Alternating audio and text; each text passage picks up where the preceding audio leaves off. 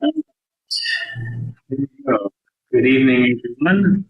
Today is Monday, July 27th, 2026, and the Mid-Road Fire District will now hold this meeting to order at 5:32 p.m. And would you do the roll, please? Director McGowan? Here. Director Benetti? Here. Director Weibling? Here. Director Ownby? Excused. And Director Jones? Present. We do have a quorum. All right, and staff present, we have Director Turnbull and Administrative Assistant Cassie Austin. All right, so everyone stand with me for the pledge of allegiance. I pledge allegiance to the flag of the United States of America and to the republic for which it stands, one nation, under God, indivisible, with liberty and justice for all. Thank you, Lynn. Okay. All right. Moving into item 2, approval of tonight's agenda. Entertain a motion to approve or amend the agenda. I'll make a motion to approve as presented. Second. Motion and a second to approve as presented. Any further discussion? Nope. Hearing none, take the roll, please. Director McGowan? Yes. Director Benetti? Yes. Director Weibling? Yes. Director Ownby? Excused? And Director Jones? Yes. Motion carries 4-0. Okay, moving into item 3, approval of the minutes. If you'll notice in your minutes, we have one from June 8th due to the office being in disarray during the weeks preceding that. This one never got to us for approval, so we'll seek approval of the June 8th, 2026 minutes first. I'll make a motion we approve the minutes from June 8th, 2026. Okay, a motion and a second. Any further discussion? Hearing none, please. Director McGowan? Yes. Director Benetti? Yes. Director Weibling? Yes. Director Ownby? Excused? And Director Jones? Yes. Motion carries 4-0. All right, moving into July 13th minutes. Make a motion we accept July 13th minutes as they are. Second. All right, motion and a second. Any further discussion? Take the roll, please. Director McGowan? Yes. Director Benetti? Yes. Director Weibling? Yes. Director Ownby? Excused? And Director Jones? Yes. Motion carries 4-0. Okay. Moving out of minutes into Secretary Treasurer report. Take that, sir. Yep. Currently, we have $202,084.11 in our Evergreen checking. P card account has $1,000 in it. Payroll is currently at $30,000 in it. Savings has $255.03. And I didn't get a latest update on our LGIP interest, but our total currently of all accounts, including LGIP, is $1,497,722.79 for total monies. Yeah. The thing I noticed on there was the P card and the payroll one switched. Okay. P card should have 30, and then payroll is 1,000. And then as payroll comes in, we deposit into that for the draws, which we're not there yet. So that's the only thing I understand. The money's there, just the name, the name on it. Okay. That's it. All right. Thank you, sir. All right, moving out of, was there any new bills to be paid? Other than the two payroll things, no. I'll have those for next meeting. And we'll get you in with your account. Yeah. Okay, moving out of the Secretary Treasurer report into Executive Director report. So Chief Turnbull, I'll turn it over to you, sir. Thank you. I only had about 3 or 4 opportunities to bring this up earlier, but I just noticed that we've got our presenter sitting there. Yes. And if we switch those two around, it'd be out of courtesy to her. Okay. We could let her go first and Yep. I'll do my report. We can do that. Hi, Liz. We'll switch item 5 and 6. Liz Loomis to present now then. Thank you, Liz. Right. We have Liz, obviously, this is the board. I believe you met Randy Benetti, Director Benetti, at a conference before. You spoke highly of it. The only thing you said that made me question it. Anyway, just so you know, we're prepared for you to share the screen, but if something goes awry, every one of the board members has a copy of your presentation, and so you can still give it. Great. And I think with that, I'm ready to turn it over to you. Thank you, Phil. Thank you, Chief. Hello, board members and everyone else who backs up the board and makes you so successful. My name's Liz Loomis, and so Phil, who I call Chief, and I have had a couple of conversations about a very interesting project that is facing your fire district, and that is, of course, to fund it, right? Yep. Am I seeing some nods? Any nods, right? Okay. So we have a lot of experience working with fire districts, not only to form special districts, but also to fund them. And so Phil asked me to put together a brief presentation to introduce myself and my team and give you an idea of our experience and how we work. Okay, so let me see if I can share here. I can. There we go. All right. Okay, that's great. So let's give me a second here. I've got a bunch of bars all around me. I need to. Oh, yeah. All right. Okay. So. All right, we will just go ahead with what we see here on the screen, okay? I'm trying to slideshow. Hang on a second. Boom. There we go. Sorry. I'm really good with a lot of things, but that does not necessarily include technology. That's why I have people, right? As I'm sure you do too. All right, so the purpose tonight, I wanted to talk about ballot measures and strategic communications. So we do both components, and it sounds like that's exactly what Mid-Rogue may need moving forward. So I'm Liz. I've had my business for, oh God, more than 25 years now. I'm responsible for all the strategy and key messages associated with any project that we choose to take on. Like all of you on the board, I've served both at the local level in elected office and also the state level in my past career. I'm a national presenter and on improving communication with taxpayers. That's, of course, where I originally met with your fire district. I was there with my communications director, Suzanne Stefani. So my background is really politics, elections, government, that kind of thing. Suzanne cut her teeth in K-12 education. So if you want to move forward with us, you would work with both of us. Suzanne is exceptional. So I do the messages and the plan, and Suzanne implements the plan. So that's how our team works. We have contract people who support our business as part of the reason that we're so cost effective.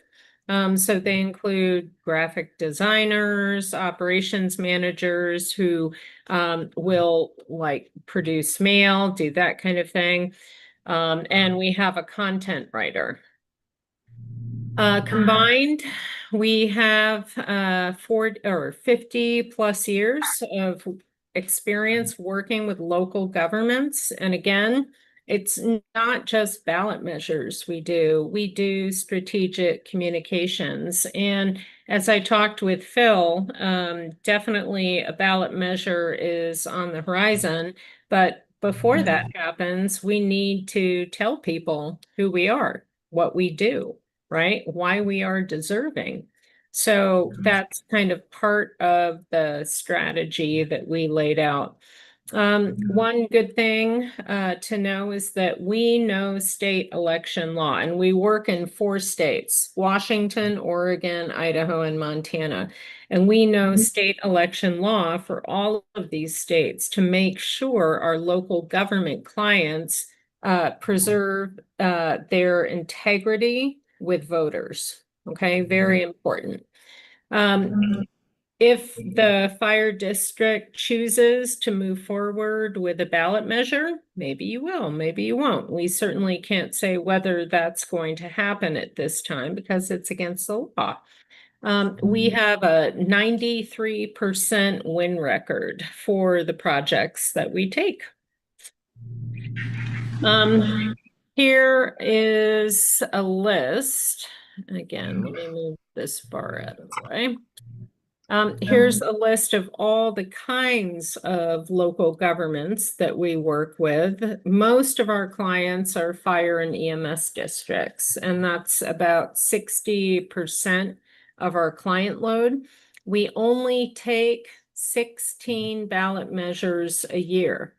And that is a decision that we made to make sure not only can my folks have a good work-life balance, but we can focus on your individual needs, right? So, and again, we just don't take every call we get. We don't take every project that comes along. We interview you just like you interview us.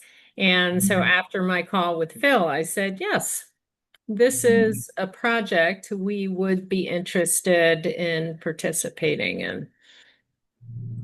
Okay, come on.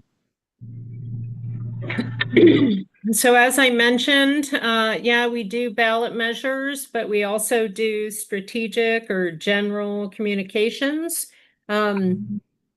The longest client we've had is 17 years. That's a fire district in Benton County, Washington. So years they're on the ballot, we help them with elections. Years they're not on the ballot, we provide general communication services to work them towards that next ballot request. We also do public relations and crisis communications. And I always like to say, at this point in my life, I know when my phone rings after 10 p.m., there's nothing good on the end of that call. So we help our clients message through difficult situations. We don't spin. That's not how we do business. If something bad happens or if anything happens, we communicate truthfully and transparently to communities that our clients serve. So project scope. When we take on a project, there are usually 3 phases, right?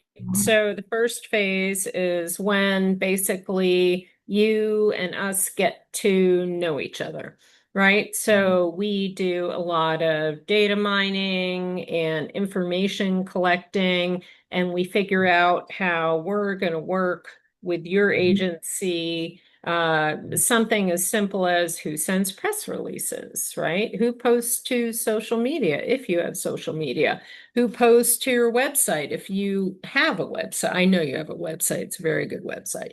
But that gives you an idea of phase 1. Phase 2 is when we start creating the messages and the communications plan. And the messages and plan are focused on what the agency wants to accomplish, right? And then phase 3 is actually implementing that plan. So that's where my team and I come in. We do all the writing, we develop all the materials, all the website, everything.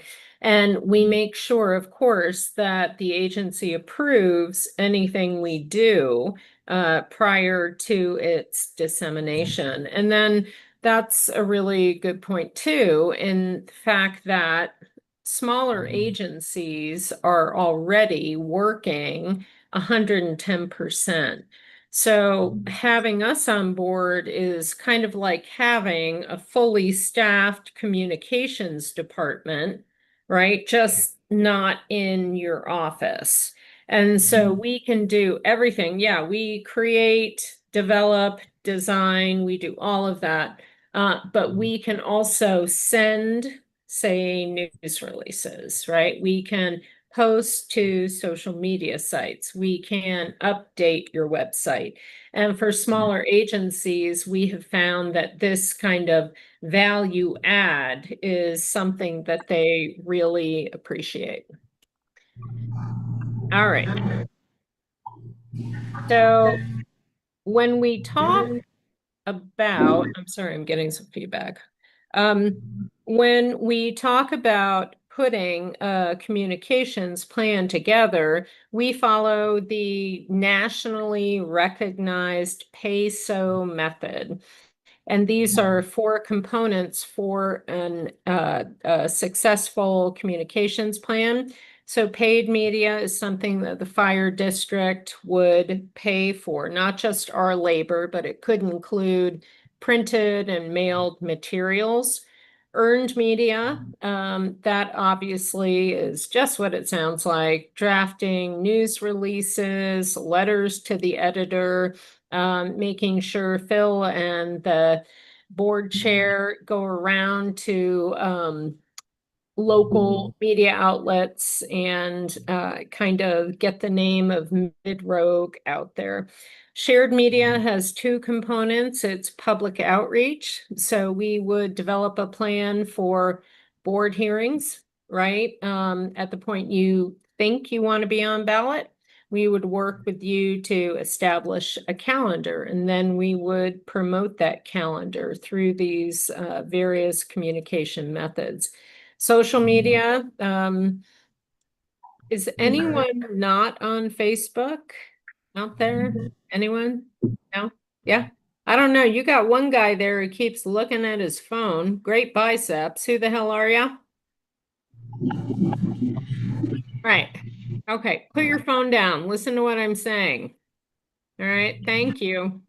So social media, we are very effective at controlling message on social media and helping that to promote and share information about our main project. Owned media, that's primarily the fire district's webpage, right? But it also can include signage and also internal briefings and updates. So one huge thing that I've learned in 20 plus years of doing this is it's really important that our employees hear about what we're doing before they read about it in the newspaper or see it on social media, right? Yeah, so internal briefings are very important. So we would, for this project, certainly anticipate drafting content for Phil to send out. All right, so logistics. This is how we do it, right?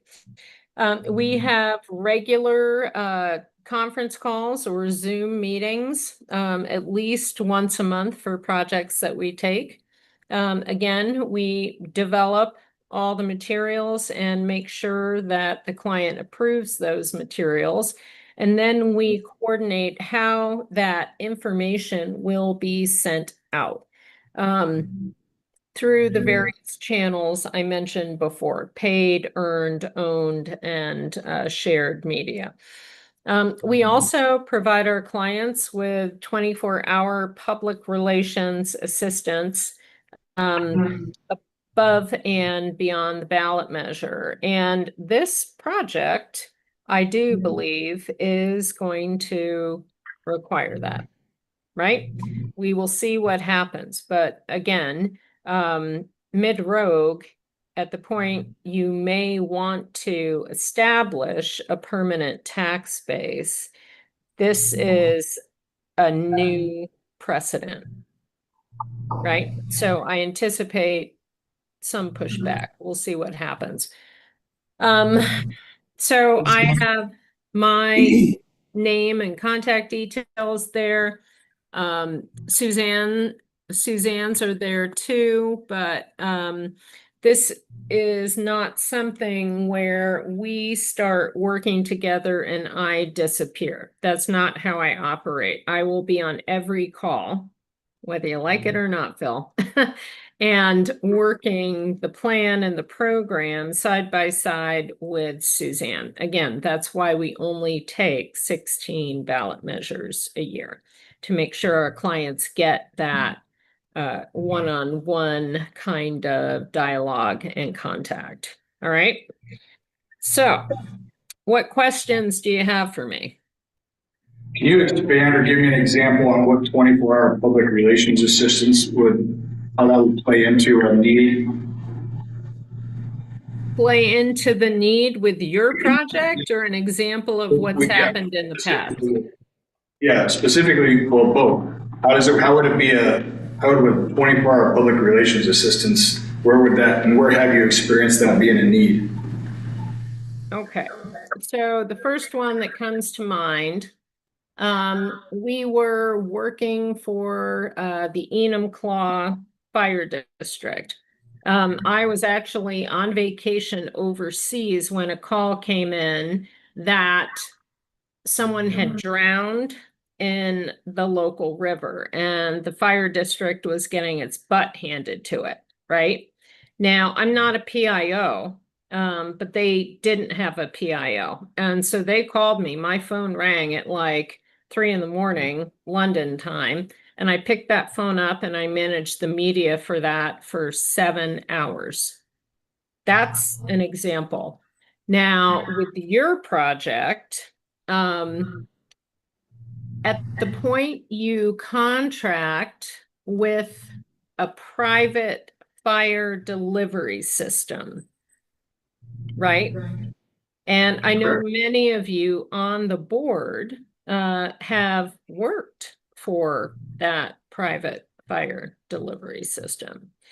My concern as a communications consultant is, at the point we move forward to establish a permanent tax base, they're going to lose money. All right. Now, Phil and I went back and forth about this, right, Phil?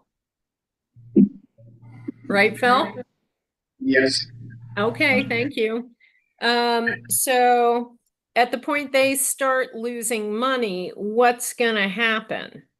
All right. So you pay me to think about potential pitfalls, and everything could be daisies and roses, and that would be wonderful. So based on my past experience, when private services may be replaced by public services, that has not been the case. Okay. So that means being aware and knowledgeable about potential pitfalls that could occur here.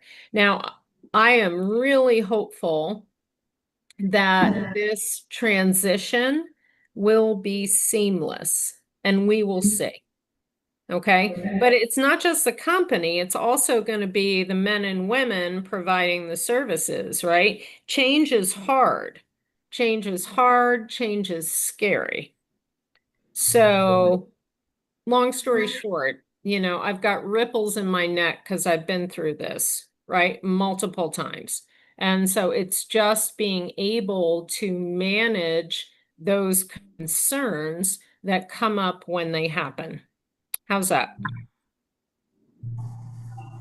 So I got a question for you. You say you only take 17 ballot measures on a year, correct? 16. What made you take on ours? Consider. Consider ours.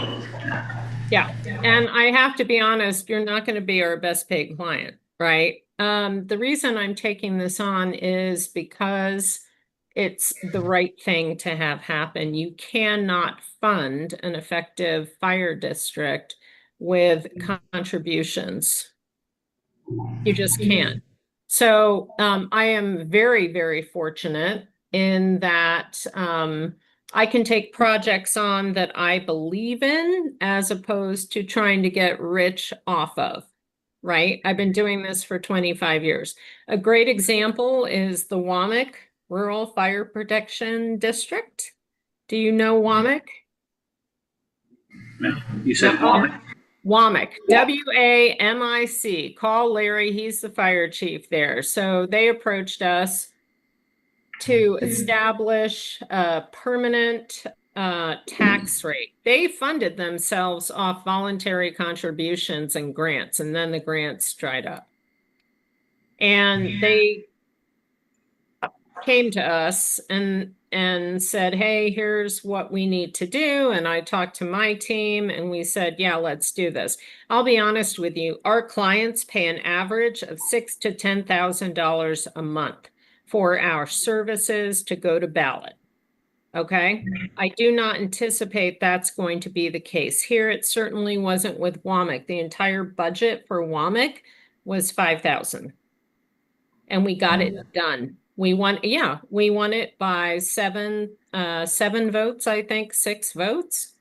But there's a reason for that, right? It's about doing good. It's about doing what is right. And moving mid-rogue forward is the same kind of thing. Now, I know you have more money than WAMIC. That's what I'm going to say.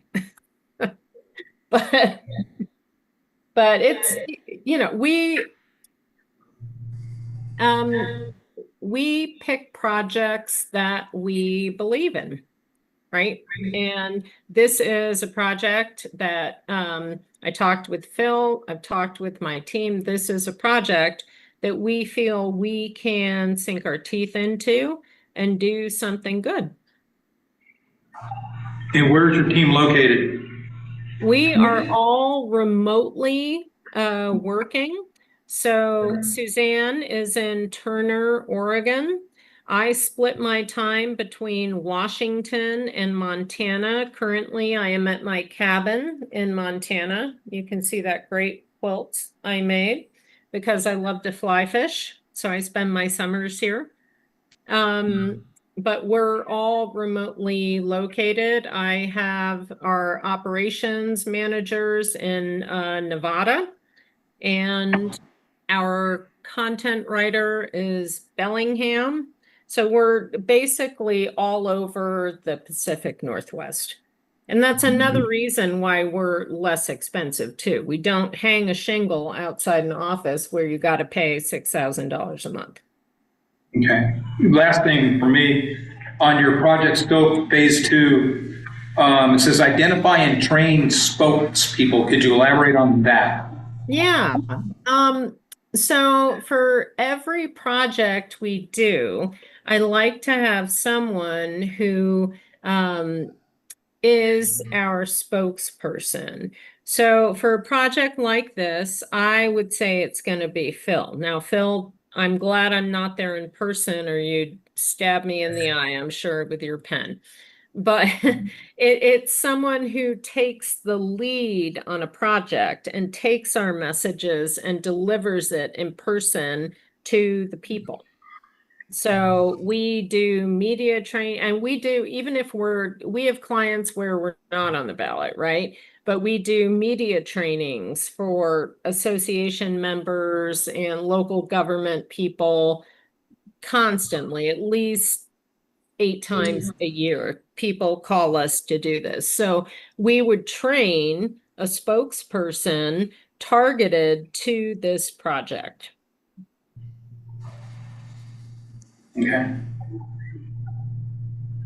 Who else? She doesn't have any candy to give out here. Now, anything from you, Phil? Moving forward on when and how we get to the pricing structure. Yeah. Well, Yeah, so we just do that and move forward to the pricing structure that plays out.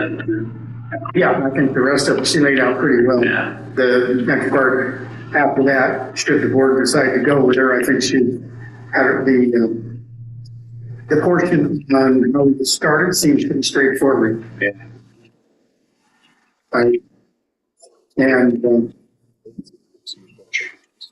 No. That's what we talked about. There isn't any on here. Liz, do you have a pricing structure that you're going to share with us, or what are your thoughts on that? So for me to give you a pricing structure, I need to know what communication assets the fire district currently has, right?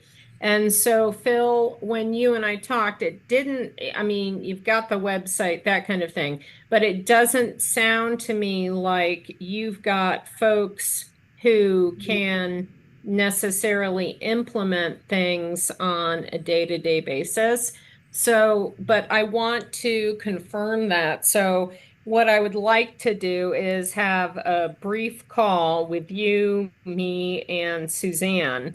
And at the point I understand what your communication assets are, then I can put together like an accurate pricing structure, right? And we also want to know timing, obviously no decisions have been made, good for you. But if the fire district were to move forward, right, is there an election date it is targeting? So we well, can. Liz, if I might, I think we could probably answer those questions and get a little further if I could also include our board president. If you wouldn't mind if Director Jones joined us when we do that, I think the four of us could get quite a ways. Yes, I love that idea.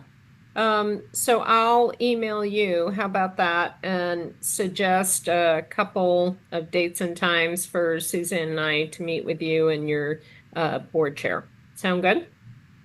It's perfect. Yeah. You think that's something we could do possibly in the next couple of weeks? Oh, yeah. Okay, Yeah. So we can present it back to the board at our next meeting. Yeah. We have a meeting every 2 weeks, so if we can get it kind of dialed down for our next meeting, that would be great. Yeah, and then we can, that way Phil and I can bring it back to the board at our next meeting and discuss what the four of us have gone through and discussed as far as the pricing structure. Okay. All right. Yeah, we can. So your next meeting in 2 weeks. Well, actually, I think we get 3 weeks on this one because of the way the month falls. Or is it 10th of what we have planned. 10th? Oh, so it is 2 weeks. So 2 weeks away, yeah. Okay. All right. Yep. We can definitely coordinate something. And what's interesting too, we have 5 clients on the ballot for the Washington primary on August 4th. So we'll have a good idea of like voter sentiment currently, the economy, right? Like that kind of thing. So I'll definitely include a report on that. So, yeah. We have anything further? Is that it? You guys are too easy. Come on. Give me something hard. Well, we'll come up with something, I'm sure. Yeah. When it gets to that pricing structure, I'm sure we'll have. I look forward to that conversation. Thank you so much. All right. Wonderful. Thank you so much. Thank you. Chief Phil. I'm calling you Chief. Sorry, Phil. Chief, thank you so much for having me. If anyone has follow-up questions, just send those to me, okay? Thank you. Thank Bye. you. Have a good evening. Bye. You too.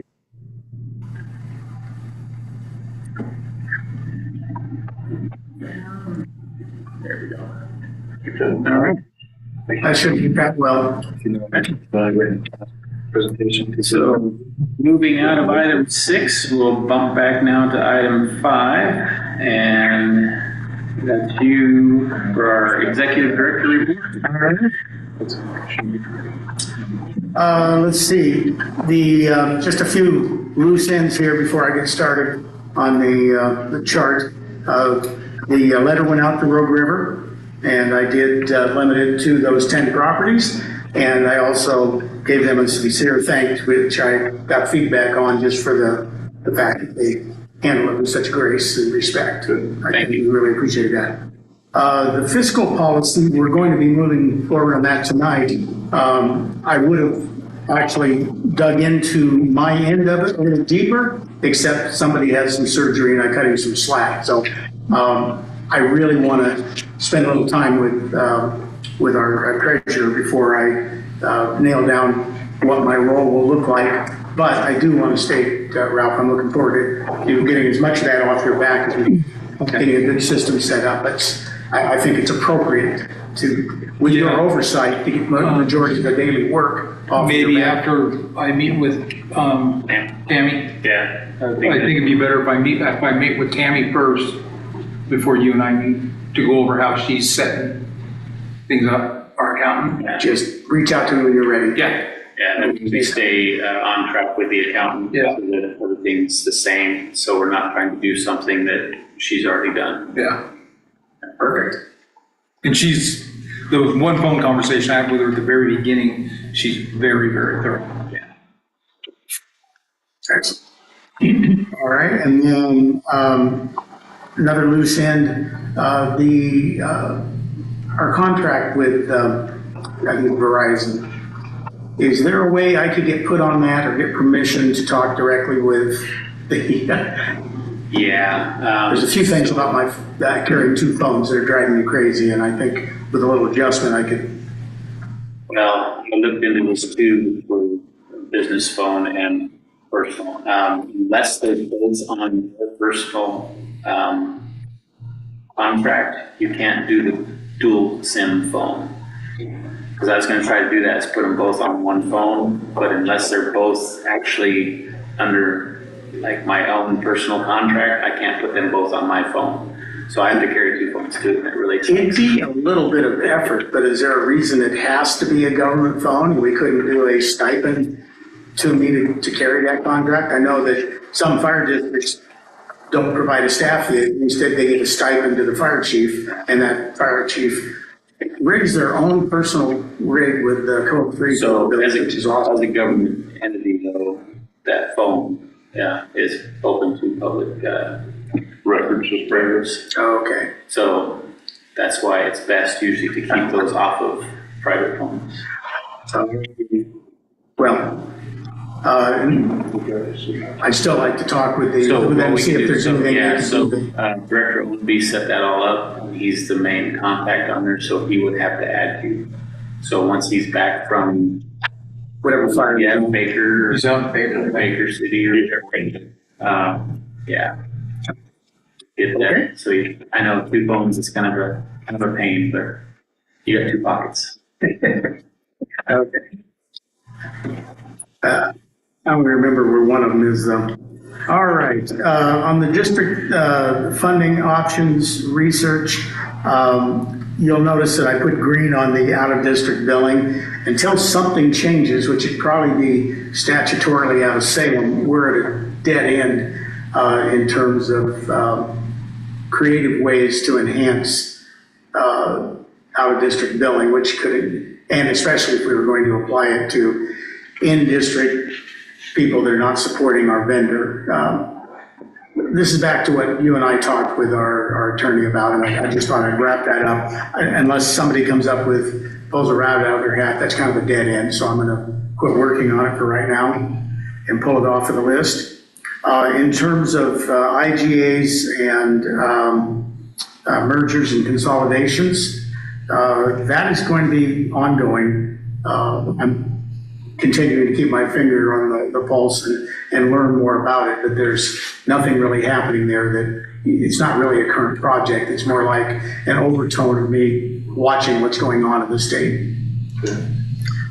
Let's see, in terms of the FDID, I think I reported this last time, I needed to take 2 courses, and then we could do a formal request to the state to have the fire marshal's office take over fire investigation and code enforcement. We were going to keep the role through the county of doing, in coordination, by the way, with rural metro, keep doing water supply and access is something that the state won't pick up. Then everybody got deployed on fires, and then I found out that I needed to register with the state fire marshal's office, take the course, for which I seem to have needed an FDID. So I went back to Sam, and Sam is in the process of processing the agreement. We'll just make up for it later. In fact, he told me that his estimate is about 60% of all the fire chiefs in the state have failed to take those 2 courses anyway. So he said nobody's watching it. As long as I promise to get it done as soon as I can, he's going to move the ball forward. That's really the essence of what I think. Did he give any timeline on? No, and it's out of his hands once we get our agreement wrapped up with him, which won't take very long. We do that directly with him rather than through Salem, is my understanding. Then I think we're going to have to repeat that phone call to, her name escapes me right now, but Starts with an M. yeah. No. Yeah. I'm embarrassed, I can't remember her name. It's in my notebook, but She was awesome. yeah. I think that's my guess. It's nothing's going to happen automatically, but I'll get advice from Sam before we trigger anything, see what he has to say about it. He may be able to reach up through his channels and find out. He's definitely working on our side on this one. Can I ask a quick question about access and water supply training? Is that separate? What is our need for that? Because I'm trying to use my executive director title to fill the role statutorily of the fire chief. Falls under the 476. There's one article in 476 that requires that position to be held by a public employee. And that was the issue that we had, why we couldn't get the FDID to begin with. Chief Nelson for that. Yeah. So that was a much more eloquent way of saying it has to be a public sector employee.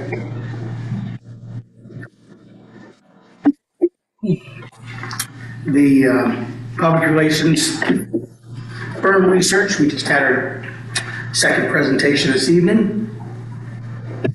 And the third one I have my sights set on is Sue Densmore, who I think some of you may have met in the past because we did work with her back the last time we put this on the ballot. She was hired directly by Rural Metro at that time, so I know her real well, and I thought I'd give her an opportunity to make a presentation in 2 weeks. And then if I could be so bold, I would just, in order to get the ball rolling, because so much is hinging on this, I would like to see if we could make a decision as soon after that third presentation is possible. I guess that's where I was going with the question. I was looking at, could we have a decision direction by the end of August-ish? Or soon, or early in August would be my preference. Theoretically, we could do it at the end of the next meeting. On the 10th. Long as she's prepared with some numbers, because it's not gonna go anywhere without it. Yeah. So if you get the stuff from Liz between now and then, and Sue comes prepared with some, numbers for us, and I think we could probably move forward. And I'll work with Sue on trying to encourage that, and I don't think that'll be a problem. Yeah, because we have the numbers from the first one already, so we had them all. Giving her a heads up will help, because then she'll be prepared if she's not already. All right. The next big chore is the standard to cover, and I'm hoping that if we can spend a few minutes just right after the meeting, nailing down at that time for our first workshop. I also sent, this is the 2 committee members that were selected last time. I have provided with some study materials, and of course when we're meeting afterwards, I'm not looking to just send you stuff. I'm looking for a three-way communication here, so you would just have a broad discussion about direction. And I'll put the legwork in for anything you guys need, but looking forward to moving on that. And as you can see, the components of it are the community risk assessment, which we have several documents that we can glean from. The best one, or at least the most complete, in fact, really too complex, is the hazard mitigation plan done by the county, but it is a few years old at this point. However, I don't think that the interface problem in this area has evolved that much in that period of time, so it's most likely still usable. Response standards, that's the heart of when people think of standards of cover.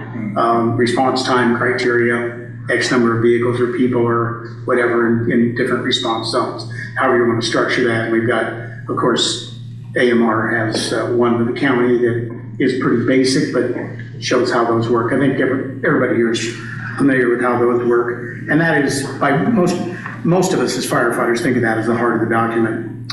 Training and qualification standards, I'm proposing that after a review, I think I've said this at the last several meetings, I think highly of the document that Chief Prince put together. Very well put together. Yeah, and I don't know if you had time to look at it or discuss it. And it's an open question, but I personally think that it's pretty close or dead on to what is acceptable. I think it's one of the finer qualification standards that I've seen.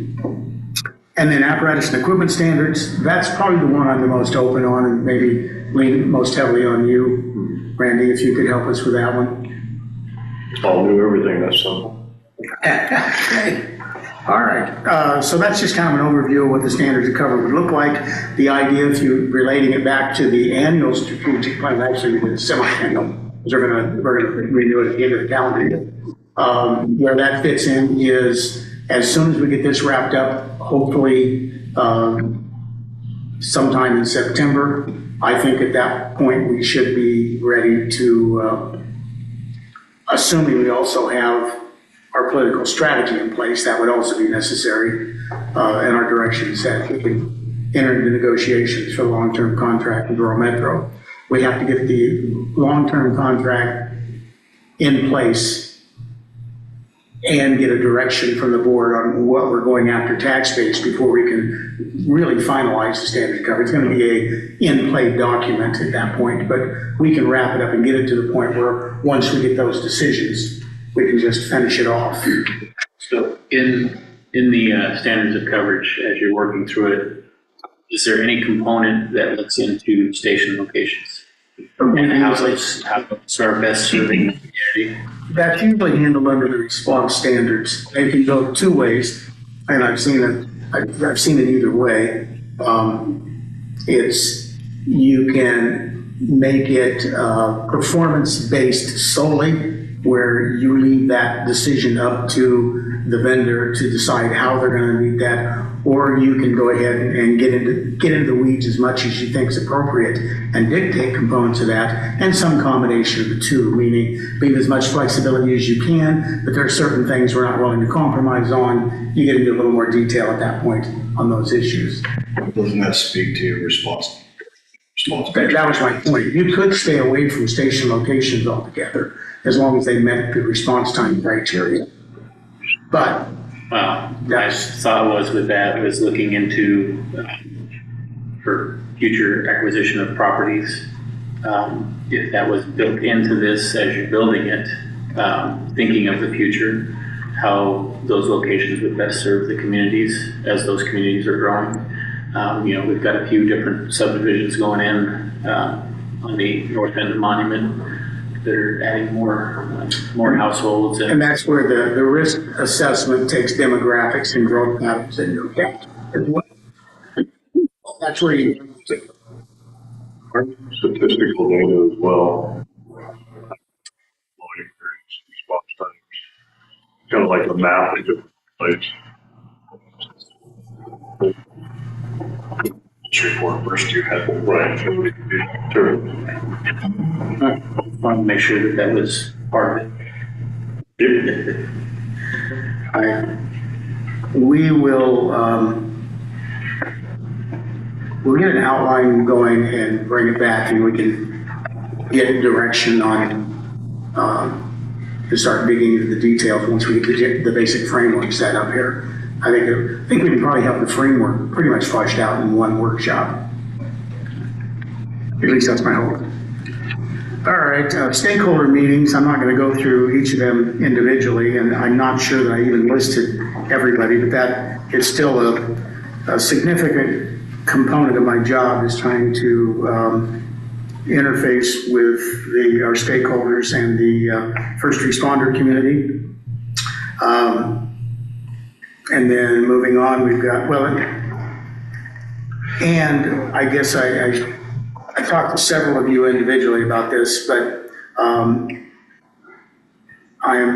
getting together with Nate Sanders, our new county emergency manager, and I think that the role of fire district representative / liaison is going to be very complementary with a new emergency manager coming on board. And based on just the first indication we got from him, is he was barely here a few days and he showed up on a fire. He was interesting, Yeah. And I think that was kind of universally seen as a good sign that we may have one that's engaged. As you all know, there's been a variety of ways that role's been filled in name or in practice over the years. And it was good to see him willing to engage right away. Okay. Social media transition to staff. Working on it. That's one where your entire staff are going to work together to try to get that burden off of Mark. And of course, Liz did not read the situation incorrectly. If I end up with that primary in that role, I could certainly use some guidance from her and everybody else. Anyway, Mark and Cassie and I have met once. Sorry for the formality there. Sorry. And we're going to continue to work on that. Building field response protocols. Okay, I already addressed that one. That was what I was talking about with the emergency manager.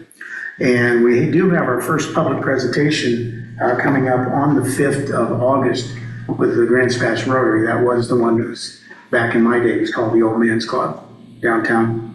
And I spent most of today working on the PowerPoint presentation. We're obviously not going to have the full strategy laid out in concert with a public relations firm by the 5th. So I intend to do a pretty basic presentation, introducing the mid-road, and I thought I'd just be fairly blunt and straightforward about some of the difficulties. And I guess probably the one big one would be, well, I know that we are not ready to commit because we're not certain when, where, how much will be going. So I think I'll just level with the crowd there and tell them that that's all things we're working on, long-term funding. It's at 11:45. And there are a few tasks on hold. We're almost a year away, but starting, well, not a year, 6-8 months away, I'll be bringing back some more information on Funding Navigator, and I may have some personal experience through another agency with them by then, but I'm leaving it on here on hold just as a reminder. It was a $4,500 flat fee, and I was fairly impressed with what they were willing to do in terms of moving us forward on finding and assisting with multiple grants. We just weren't in a position to be ready this year. Position papers on hold pending assistance from our consultant, and the Friends of Mid-Rogue is really also on hold pending us turning up the direction and something for them to do. I didn't see any reason to gather them too early. Any questions or thoughts, comments, or concerns? I have a simple little housekeeping thing. Sure. Under stakeholder meetings, you have a column there for notes. And I see you have new emergency manager. If you could list out the titles of those other people over there. For old people like me, I can't remember. You bet. You want me to go through them super quickly here, Ro? Yeah. Just update it. Okay. That's unless Mark wants to. Well, no, actually, just go through them real quick if you don't mind, and that way we've All right. got them on. I'm meeting with Mike Hussey next week. He's the Fire District 3 Chief in Jackson County. Dave Larson, I'm checking in with because he's an old friend and was the district forester here. He's currently up in Douglas County. And he's just a good source of what's going on in ODF and that world. Christine Gunther, I've met with her once. Oh, I guess I should say that. I forgot about that one. She's also requested that if I've got the willingness to, she would like me to come in and give an orientation to some new dispatchers she's got regarding how the mobilization plan from first alarm through conflagration works. And so I've agreed to do that for her. What's her title now? Steve, you know her actual title? She dispatch supervisor or? Well, at least that. I don't know if she got a fancier one. I believe it's dispatch manager. 847, yeah. Okay. I didn't even know she was still there. And then following the Rogue Valley Chiefs meeting the other day, I met with Tom Davidson, his boss, the chief out of Devons Valley, and Travis Kroom, the fire chief in Shady Cove. That's District 4? And the Valley District 6. Oh, okay. Shady Cove District 4. See what happens when you're away from her for so long. Thank you. Thank you. That's all I have. That concludes my report. All right. Thank you, sir. Moving down to item number 7, public comments. Limited to 3 minutes per speaker. Comments must pertain to the agenda or district matter. Do we have anybody from the public that wishes to speak today? We haven't had a lot to say. I'm here with the curiosity. Just recently finding out that we were no longer part of the Street County Fire District. So maybe it's just my ignorance, but getting my last rural metro bill was quite a surprise to me, as we bought a piece of property here in 2018. It was red tagged. We spent a lot of sweat equity into that property and actually built a house on it. And I did expect our property taxes and things to go up. We improved the property. A strange thing happened from last year to this year is that my rural metro bill went up like $200. Just boom. And my neighbor, who actually has a harder property to fight a fire because he's got more land, a lot more trees, an older house, 2-story house, a lot more square footage. He's paying $200 less. And last year I paid $200 less. And I was just wondering. So I did. I called Rural Metro, and they said, "Oh, we base that on property assessed value." Now, you know, that may be the fair, equitable, distributive way to assess people in the district.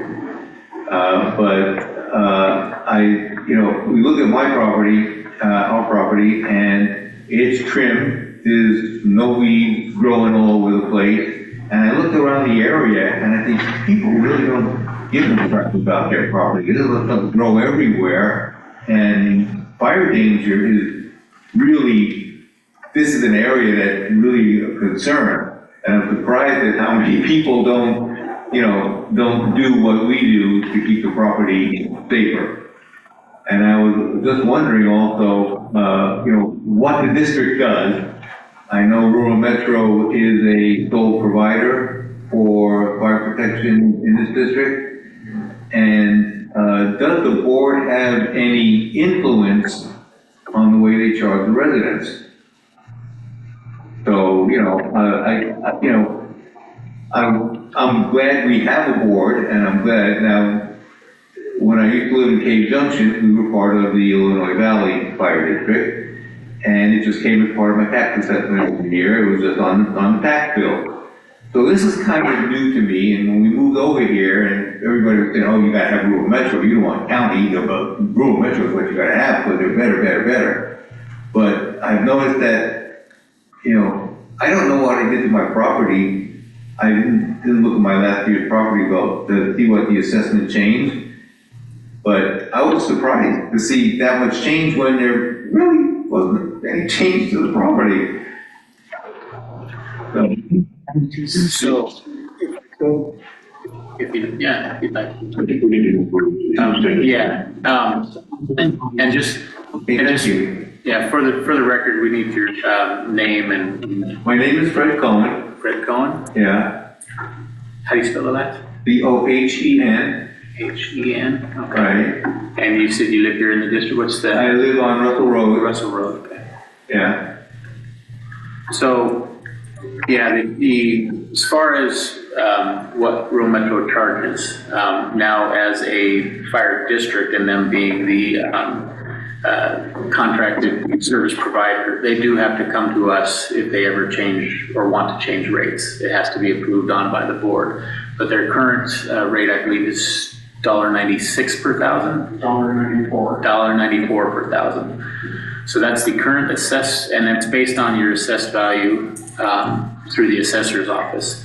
And most fire districts, in fact, all fire districts pretty much well, there are a few, I guess, with an exception, but for the majority of fire districts in the nation, they're all based on a tax base on the assessed value of the property. There are a few that do a couple different things, but they're very rare.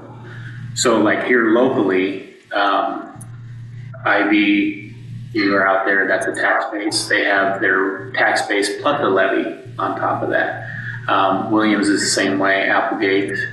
So right now with us just starting out, we don't have that tax base. So we're relying on rural metro to provide that service using their subscription model, which their subscription model then charges on the same scale as a tax base would at $1.94 per thousand using the assessed value. So as you improve your property, the assessor comes out and they reassess your property and give you a new value.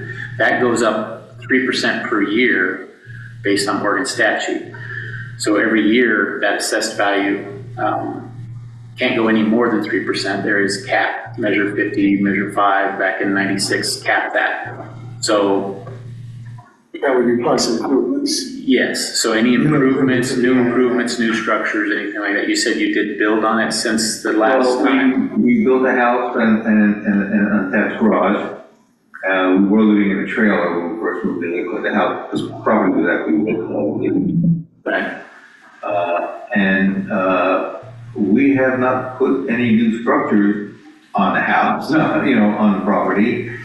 We haven't made any more buildings. So from the time that you built the property to this bill, was there any changes in that bill prior to that you built the new structure on there? Because sometimes the assessor is behind a little while before they reassess that value. Yeah. When we first actually moved onto the property and living on the property in the trailer, we were paying $700 a year.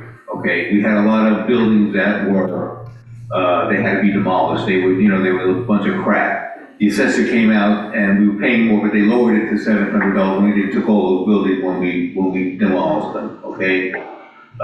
In January of 2023, the house and unattached garage was finished. And those are the only two new structures on the property. And the assessor did come out and toured the property and assessed us, and nothing has really changed. I mean, I put a backup generator, pulled a permit for a backup generator and put the backup generator on it, and that was basically the major change in the property in the last 2 years. So I was just wondering, maybe I need to take it up with the county assessor as to, what did you notice change on my property that caused this increase? Find out when that changed, because the new building and new construction that you put on there may not have come on until 25. And then that hit your tax bill in 2025, and then that's why you saw the change with rural metro. It's possible that happened. I think we moved in the very end of January in 2023. Yeah. Okay, actually, it was a kind of a snap, but we didn't get our certificate of occupancy until like maybe 6 or 8 months ago.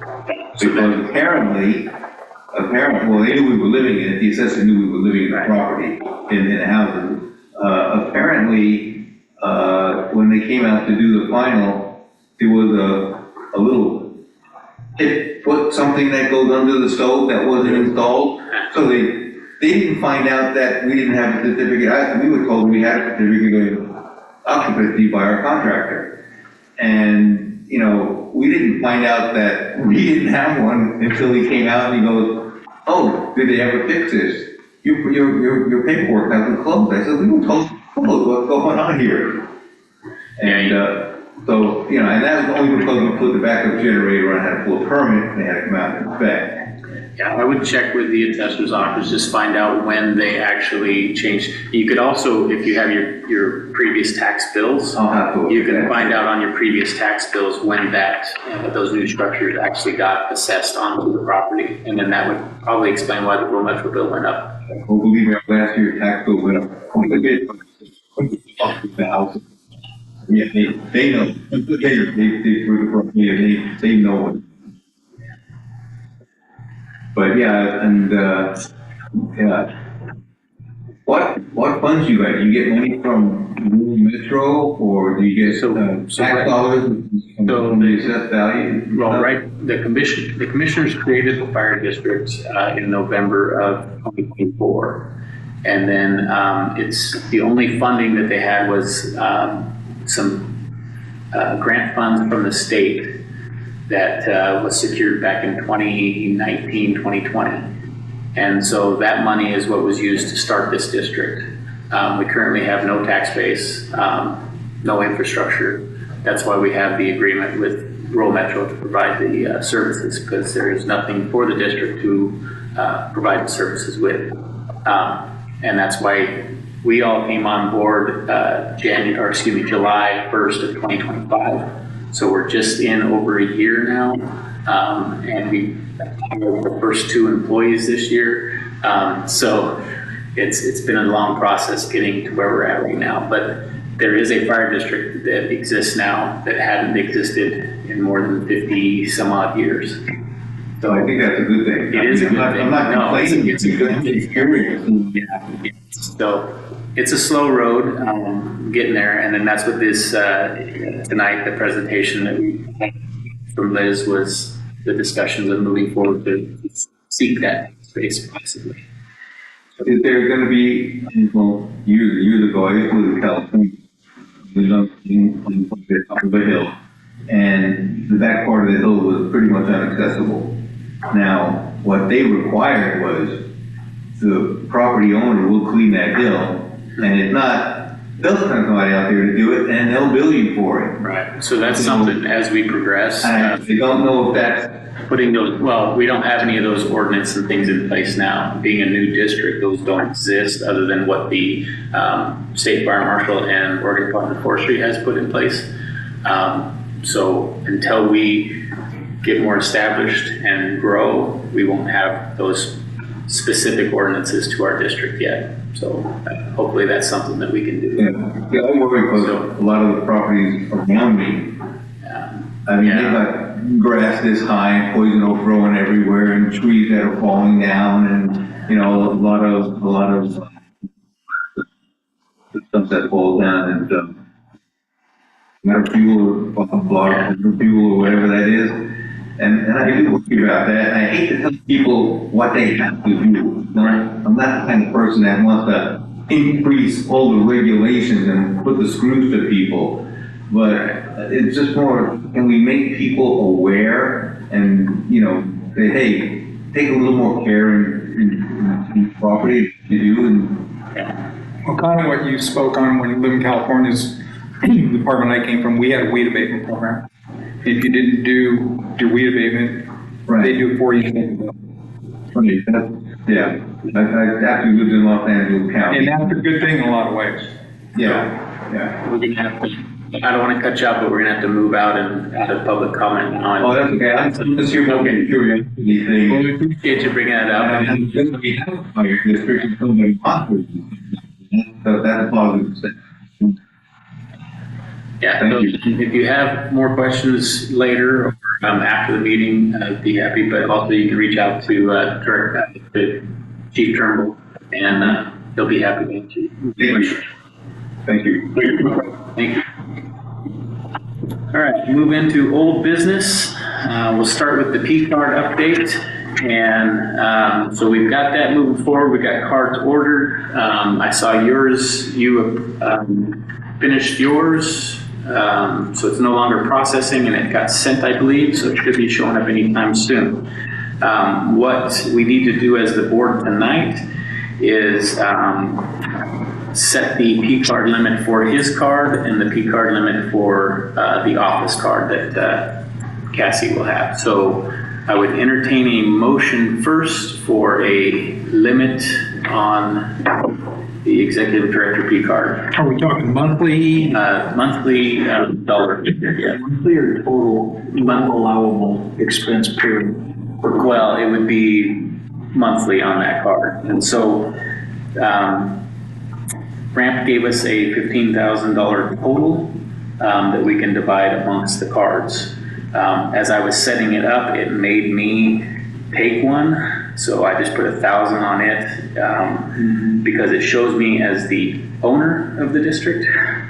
So until we can get that figured out and straightened, then we'll remove that card. But right now, because setting this whole thing up in order to get this, so that leaves us 14 to divide amongst the two cards. So we need to know which card to put what balance on. So I make a motion that we approve spending limit for Chief's card to 10,000 and the district office card to 4,000. Per month? Just as a total spending, I recognize that it's billed per month, but total spending limit. You can't put that on. We don't have to use that full 15. That's why I was. But also trust that we can have reasonable expenses, that they're not going to be in excess, and if there's an emergent need, Right. that there's the availability there to make those purchases without question of being at expense limits. At least a phone call to the president of the board, though. I think if it was going to be something huge. Yeah. We're open for discussion on it. I'm more conservative. Not that I don't trust him, but. So we currently have a motion. Do we have a second at all on that? Okay, so that'll die with lack of a second, so we'll continue the discussion. Go ahead. Does he have the ability to call you if for something, he's out someplace and needs another 1,000 or 1,500? Yeah, so you have Director Weidling, ONB, and myself that have the actual bank cards from our bank for emergency situations if anything would arise. This is the idea of the P card, was to give him a way that he could buy fuel, fix a flat, service if something happens when he's out running, or he needs something while he's out in the field. Right now he has receipts that he needs to turn in still for fuel and things like that. So this card will take the need for him to come in and ask for reimbursement using his personal card. How many miles a month are you averaging right now? I'm not really sure. This is the first mileage I've got since we got the rig, so I have to go back and see what it was originally. I don't know off my head, I have a spreadsheet for it. And I can look.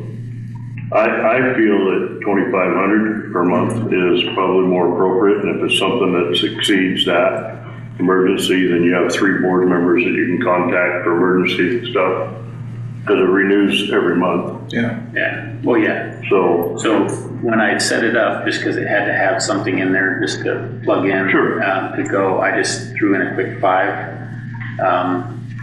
So if we want, it's easily changed. I can bring it back down to 25, or we make it 3, So we have a 25 on the table. I'm concerned with the money being spent.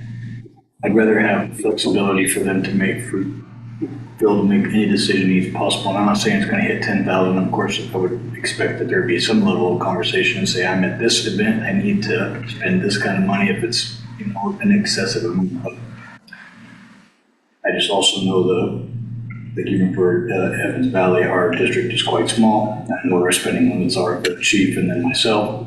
So What are the P card limits on? chief has 10,000 and I have 5. Yeah. For an established. Yeah. Yeah. But its expenses are relevant to this, the level of establishment as well. Like, I don't get anywhere near that limit on my card, but if I had a need, i.e. the Evans Creek fire, and I needed to buy food and supplies to get us through that next first 72 hours, there was flexibility there to do that without needing to try to wake somebody up at 2 o'clock in the morning to bring down an emergency. I think that's a different scenario though, because what he's doing versus what you're doing, you're actually trying to operations on a department itself. He doesn't have that necessity, so, I'm gonna make a motion, we go with $2,500 per month since it renews monthly, and if there's an emergency, he can contact one of the 3 board members. Second. Motion and a second for $2,500 limit. Any further discussion? We can change that at any time, right? Yeah. As a board, we would just have to make that decision, and then it can be changed. Okay. Yeah. But that way it's in the minutes saying that the board approved it, and it's not just me going in there and changing it. So, Nothing further on my end. no? You take the roll on that, please. Director McGowan? Yes. Director Benetti? Yes. Director Whiteley? Yes. Director Ownby? Excuse? Director Jones? Yes. Motion carries 4-0. Okay, now we'll move in and entertain a motion on the P card limit for the office. So my question would be to Cassie. We've got a lot of the furnishings and printers and all that kind of stuff. So you've got paper and stuff. I just had, Anything big coming you think of? no. We have an Amazon account. Yeah, and the Amazon account is for the In fact, supplies and things. I just ordered my stuff off of Amazon today, and it'll be here in 2 days, and we're not holding another meeting, so I don't expect any big expenditure. And the other good thing with Amazon is the stuff's free shipping usually too. It's more of a, just the thought was to have it as an emergency card, to say something happens, whatever reason, we need this right now, and Amazon can't get it for another 3 days or 5 days or whatever. The printer fails because somebody used the wrong ink or something. So we put 2,500 in Phil. What if we do 1,000 for the office assistant?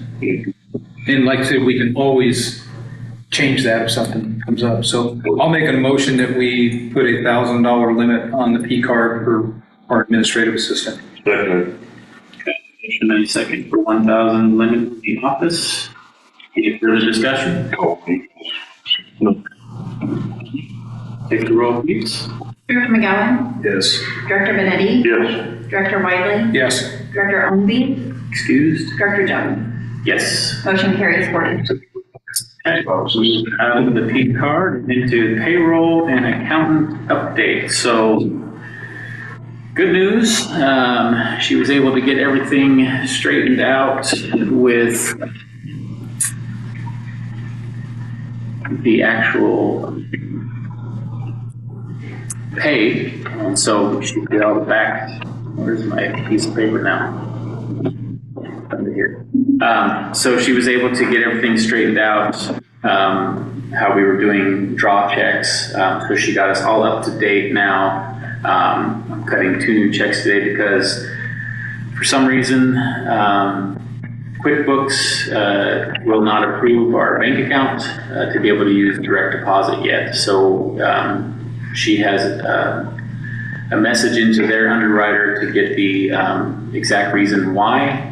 The same kind of thing happened with RAMP, and all they needed was a letter from the bank saying that we were actually an established member of the bank. I think it has to do with the fact that that bank account for payroll was opened right before she went in. Yeah. So I'm hoping that's the reason and we can get that changed out. The main concern with payroll is that the pay dates being the second and fourth day of the month, or Fridays of the month, does not work for payroll very well with between PERS and Social Security and the withdrawal system. So like she the second- suggested that it would be best to just do it bi-weekly. It would be 26 pay days a year. And So like the 2nd and 15th or something like that? well, no, it would just be every 2 weeks. Every 2 weeks. And that is how it's, according to her, was how it would best work with the structure that we have. So it captures the 2 months out of the year that you have 3 pay periods. There would be 3 pay periods, yeah. Same thing city does. Yeah, and it's the same thing that I was used to when I was employed. It was every 2 weeks, so. 26 pay periods. Yeah, so I would need a motion for us to change that so that we can get it in the minutes and then she can update everything on the financial. I'll make that motion that we adjust our payroll schedule to best accommodate PERS and Social Security payment. Second. Okay, so I have a motion and a second to change to bi-weekly payroll. Any further discussion? Take the roll, please. Director McGowan, Yes. Director Benetti, Yes. Director Whiteley, Yes. Director Onby, Excused? and Director Jones. Yes. Motion carries 4-0. Okay, and the other issue with payroll was in the contract for our administrative assistant. There is nothing in the contract for a vacation max.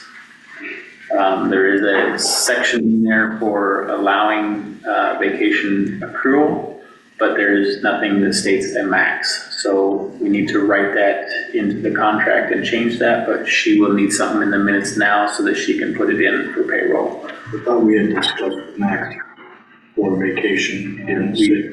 We did We did for our executive director, but not for the administrative assistant. So,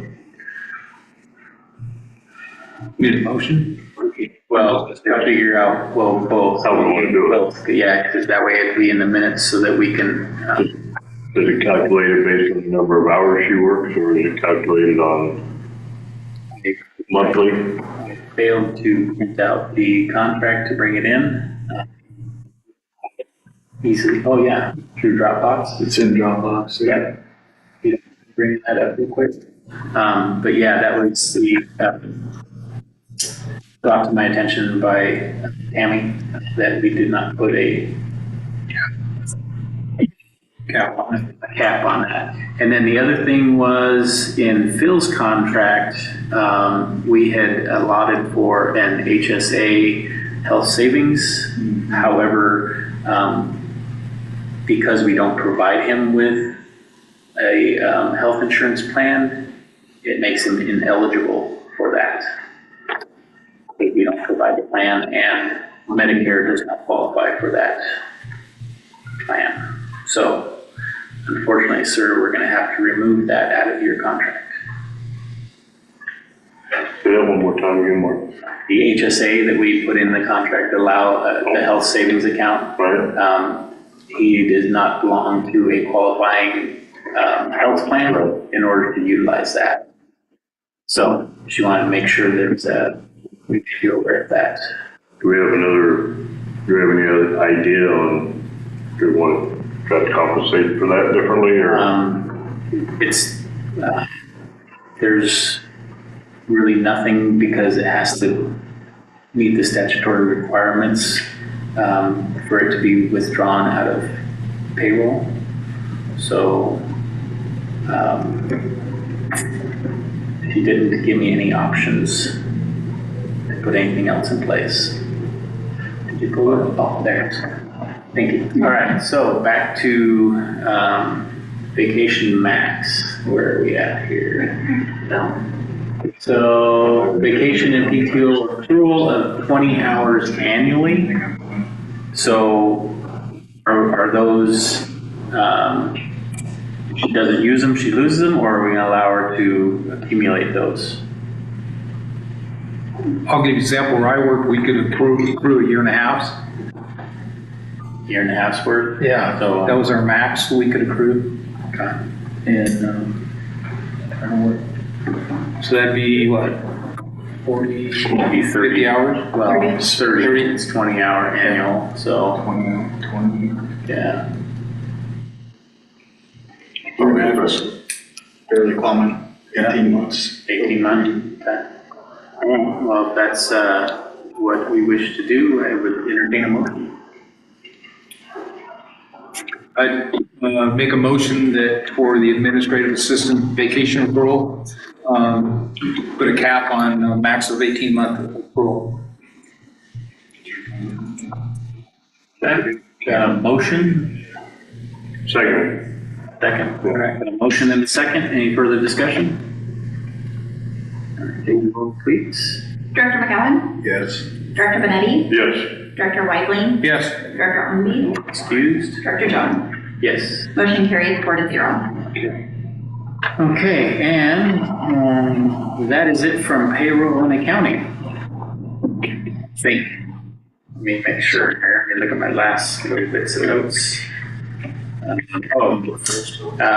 We will need, this kind of goes back in, we'll cover it under the next, under new business here actually, but there are a couple other things that involve payroll, but we're covered under the policy thing. Okay, so moving out of payroll and into administrative staff bank accounts viewing access. So, I would entertain a motion to allow our administrative staff the same viewing access that we gave to the accountants so that they can make sure that everything aligns and with our bank accounts and the accountant and keep everything up to date. Checks and balances. Did we not do that last week? So last week we gave it to the accountant, Right. but not to our administrative staff. So we need to So I'll make a bring it back motion. to. I'll make a motion that we allow administrative assistant access to the account.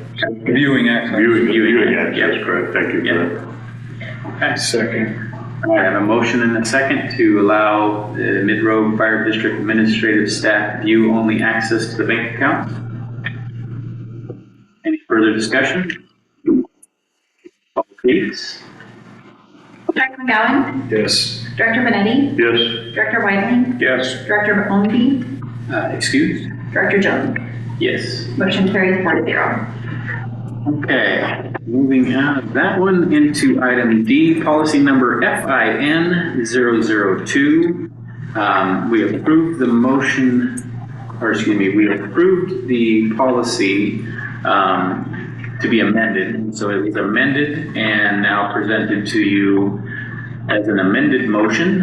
And so I just look for approval of the amended to FIN-002 utilizing the new numbering system. Make that motion that we change the policy number FIN-002, change it to that. Okay. So I have a motion and a second to approve policy FIN-002. Any further discussion? Hearing none, take the roll, please. Director McGowan? Yes. Director Benetti? Yes. Director Weidling? Yes. Director Omby? Excused? Director Jones? Yes. Motion carries 4-0. So that one can be signed this evening before you all leave. Make sure we get that one signed. Yeah. Moving into item E, the resolution number 2026-012 in the matter of adopting policy FIN-002. So I'll read this. Resolution of the Board of Directors of the Mid-Rogue Fire District adopting policy number FIN-002, Financial Reporting Policy. Whereas the Mid-Rogue Fire District is a political subdivision of the state of Oregon governed by a duly elected Board of Directors, and whereas the Board of Directors is authorized under Oregon law and district policy to establish direction, approve actions, and adopt official policies, contracts, and financial decisions. And whereas it is in the best interest of the district and the residents it serves to formally document the board's actions, and whereas the board of directors has reviewed and desires to adopt the district's financial reporting policy, number FIN-002, now therefore be it resolved that the board of directors of the Mid-Rogue Fire District hereby adopts the financial reporting policy, policy number FIN-002, as the official financial reporting policy of the district, authorizes the district administration to implement and administer the financial reporting policy consistent with board direction and applicable law, provides that any prior policy, resolution, motion, or practice that conflicts with the financial reporting policy number FIN-002 is hereby superseded to the extent of the conflict. Directs that future amendments, revisions, or rescissions of the financial reporting policy shall be made only by action of the board of directors. Be it further resolved that the resolution shall take effect 7/27/2026 and shall remain in effect unless amended or rescinded by the board of directors. And I would entertain a motion. Make a motion that we adopt resolution for policy number FIN-002. Second. I have a motion and a second for approving resolution 2026-012 in the matter of adopting policy number FIN-002. Any further discussion? All right, take the roll, please. Director McGowan? Yes. Director Benetti? Yes. Director Weidling? Yes. Director Ownby? And Director Jones? Yes. Motion carries 4-0. Okay. All right, moving out of old business into new business, committee reports. Do we have anything from staffing? Training? Communications, we'll just touch on that real quick. Our executive director brought it up earlier. We are transitioning to the administrative staff, working on posting on the website for the agendas and minutes and whatnot, and then also updating Facebook as they can. So that's it for communications. Quick question on that, Mark. Yes. Is he gonna be able to update like fires that are happening currently for people? Or are you just talking about general stuff like meetings and? So for the website meetings and stuff, for the Facebook page, they could do post any of the updates on fires and stuff that they so choose to. I think it would be handy. I know a lot of people look for that. Yeah. Once they realize that it's there, they'll start relying. So we have gotten Chief Prince, when he does the rural metro codes, he is tagging the district now for incidents that happen within the district, so it does bring it up into the feed. We have gotten our followers up to 707 as of today, so we're increasing. Yeah, it's not like the 26,000 that is following rural metro, so we're working on. We're working on it. Yeah.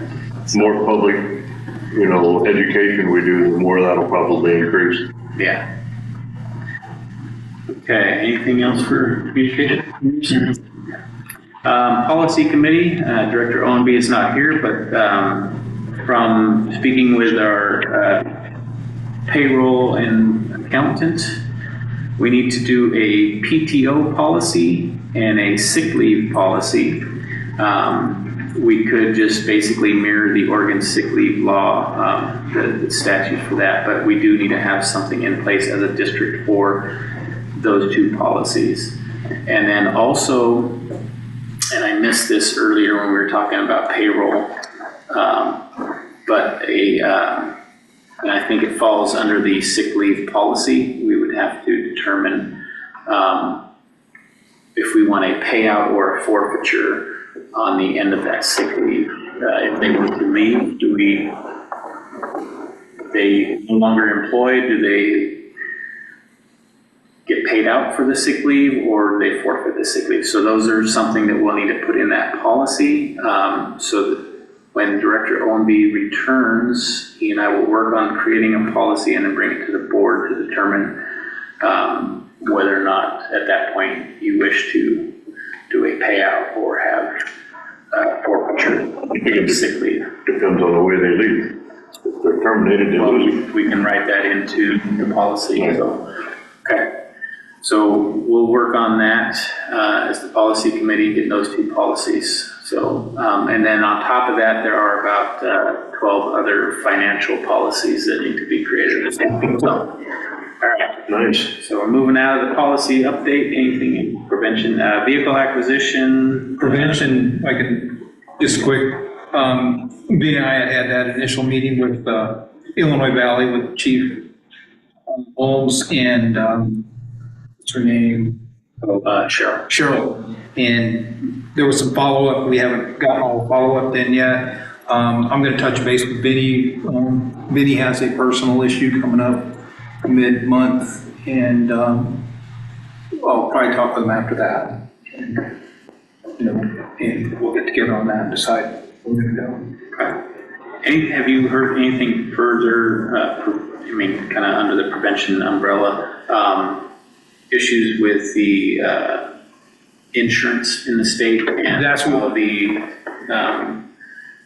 state insurance or commissioner? That's what we're working on is getting a firm contact that not only we as the district can deal with, along with other surrounding districts around here where our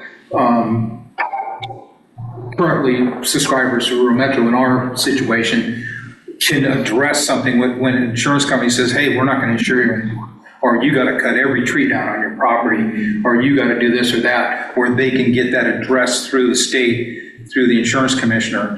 And so that's what we're trying to work on, because you got so many people that, hey, my rates are even going through the roof, or hey, I'm getting canceled. They're not going to renew. Well, we've just seen with somebody over in the Yugo area that was not able to get insurance at all. They do have, I believe it's called the Oregon Fair Fair Plan. However, in talking to somebody who's actually on that plan, they do not cover contents. Yeah, it's not cheap. Yeah, it's not cheap, and it only covers the structures. Yeah, so it's something, right now, and with all these fires going on, we got going on, pray we don't lose structures. All right, keep working with them and see what we can do to help everybody. Brian Stewart is the legislative liaison with the Oregon Fire Chiefs, and he is directly to help funnel to our legislative support, legislative. All right, and then we now have our standards of coverage committee, but you guys don't have anything to report yet. So, right? Is that correct? Okay. All right, so moving out of item A into item B, approval of renaming the board adopted policies to an approved policy structure. So last meeting we discussed about changing all these policies to have the identifier, so like FIN is financial, do admin, ADM, or things like that. So what we're looking for tonight, I would entertain a motion to allow administrative staff to rename all those policies without having to bring each one back to the board. Because all we're doing is changing the policy number from 2025 dash whatever to whether it be financial or admin, to a three-letter front with a following same digits. Not changing Yeah, we're just changing the content. We're just changing the policy label. So I'll make that motion that we allow the administrative staff to rename or number the policies we have existing to the new structure. I'll second Motion and second, further discussion? Hearing none, roll please. Director McGowan? Yes. Director Benetti? Yes. Director Whiteling? Yes. Director Ownby? Excused? Director Jones? Yes. Motion carries 4-0. So, moving into item C. Chief Nelson has been waiting all evening to present this to us. You, sir. Thank you. We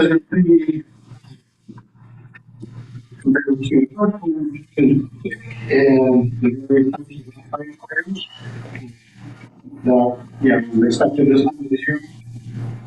We've actually seen more earlier in the summer than we did. The inflows are going to valuable considered as say non-emergency calls. A good portion of those reported like smoke investigations or that type of thing that people see something, they call. Turns out to be just or a fire that was already reported. And then medical rates that we get sent to, and then just they are assistance. Besides that, they're a little uptick month over month, but we're on trend with what we typically do each year. We didn't know which, I sent you the two reports. The one that's worth the summary by the overall category with that color thing, and then the one that has the more detail. I wasn't sure which one the board would be harder to see.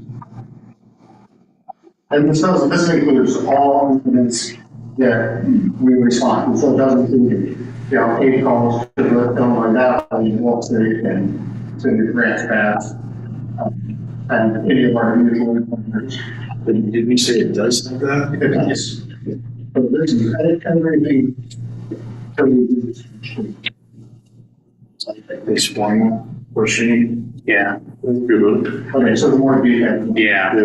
And you have this in a digital format that we can load to the website? Yeah, just. Okay. You see everything. Mayor, just a real quick, just confirming this is second quarter this year? Yes. Good, it's probably me, but I'm not seeing it labeled. These reports, the first view, that, to do that, and then we label that in the report. Question, Steve. Any place on here that you could show mutual aids given and received? I believe it's the government report generated. I'd be interested to know how much we're receiving mutual aid versus how much we're actually sending it elsewhere. That one's a little complicated. I do the ones that we do reports on, but because we're the closest engine with the city, there are calls in the Midland district that they handle that we're not notified. And the same thing, there's calls in the city that we handle that they don't get notified. So it doesn't generate two report numbers? No. Okay. That's the we could do it, having it to where it automatically generates on the side. And then one of the on-duty crews would have to go in there and complete a report. But that also does come with an expense because we pay per call to them. So if Rural Metro gets a call in the city and you handle it, it gets a city run number? Yes, they do it that way to have a true reflection of the number of calls for service within Salt Lake City. But it doesn't give a true reflection of the calls that Rural Metro's getting. Because you could run 100 calls in the city in a month, and that means it's not gonna reflect that number of calls for Rural Metro, because they're Grants Pass Fire run numbers. Well, no, if we're going into the city, we have a run number. Anytime a motor vehicle moves, it's got a run number. Okay. It's when the city handles a call or you stay on the foothill. Right. And we never turn the wheel. Okay. You know, that we won't have a number for. Sure. That's percentage wise, 5% of the calls maybe that. I would say it's, you know, less than that. Yeah, so I think it's gonna give us a close number of, you know, the units going back and forth. That's all I'm looking at. Yeah. Yeah, eventually we'll need to have those tracked pretty well at some point in time in the future. I mean, I could work with 911 to see if they can produce a monthly report. I used to be able to access that information, but with the changing security systems, you know, they have to do it and send it to them, so. You, I didn't see it in here, but last year, or not last year, yeah, actually, this time last year, do you know what that number was for total? You have 706 for second quarter this year. Last year, where were we? Are we up? Are we down?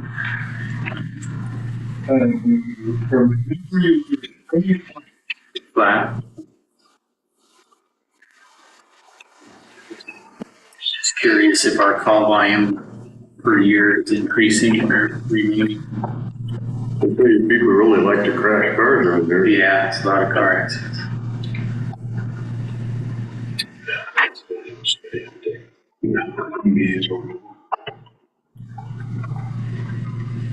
I mean, another thing that I'd like to look at, maybe not right now, but how many calls do we turn wheels on because it's code 0 for medical? Yeah. Yeah. How much money are we spending going to calls that they should be handling, in other words? Right. Because I hear it all the time. Level 0.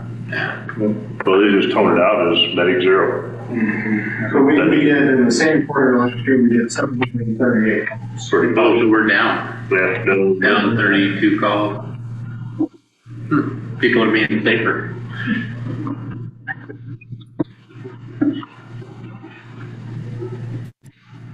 Thank you. Anybody have any further questions? Maybe along the lines that we just talked about, there's still a committee formed, that oversight committee for AMR. Yeah. The best board. It was just the commissioner's advisory for the commissioners. You know who's on that board, Steve? I don't know all of them. I know Randy DeLong is one of the members. Dave Matthews with AMR is on there. I don't know who else is on there. That's it for me. Okay. All right, moving out of new business into item 10, correspondence. Review of letters, emails, or documents received. Anything? I got bills. Bills. Oh, we don't vote those. So this is a fourth and anthem for the district. It's 686 for legal. And then these are just, I shouldn't say bills, it was one bill. Oh, one And bill. then those were the statements. Okay. So just so the rest of the board knows, I've given the checkbook to Mark, because I can't use my right hand, and they're gonna go, that's not his signature, so. That's good. What's the attorney's? So that was for the correspondence that Chief and I had with her, and some emails back and forth. In fact, there's an email that I need to respond to her still, so there'll be another charge. Okay, so basically it's $36 for every email that goes out. Yeah, pretty much.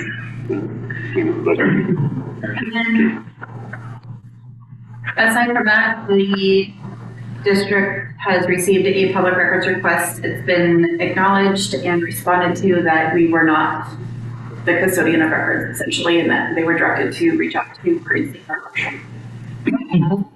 Say it one more time. There was a records request? Public records checking in. They were asking for a report on a fire, and we weren't the custodian of records on that. There wasn't anything. Or an insurance company. They didn't say who they were really with. They didn't identify. Okay. Anything else? That? All right, so item 11, additional matters of the board, open floor for board reports, requests, or comments. Anybody? I have one. I would like, maybe without objection from the board, allow me to look into the cost and availability of us possibly hiring an HR consultant firm to make sure that all of our policies are good with current state statutes and HR requirements. So we have HR answers through SDAO. We have, how many, we have 8 hours with that? I think we have 8 hours for a consultant for other matters, but I think there's some flexibility there. I don't know the exact allotted hours, but it's part of our contractual service with SDAO. HR, what is HR? HR answers. Answers, okay. If we send her 50 policies to review, I can see some conversations there about additional policies. Yeah. Each service that we use, Applegate uses. It's usually an outside agency. Yeah, it's perfect. Yeah, I forgot all about SBAO. Thank you for that. Okay. I have a comment. You're done. Yep. Nice job, can't see it on the packet. Yeah, thank you very much. Did a good job, appreciate it. All right, any further? All right. Well, with nothing further, without objection, I would like to adjourn this meeting. No objection. So without objection, we'll adjourn this meeting at 7:23 p.m. And thank you for coming.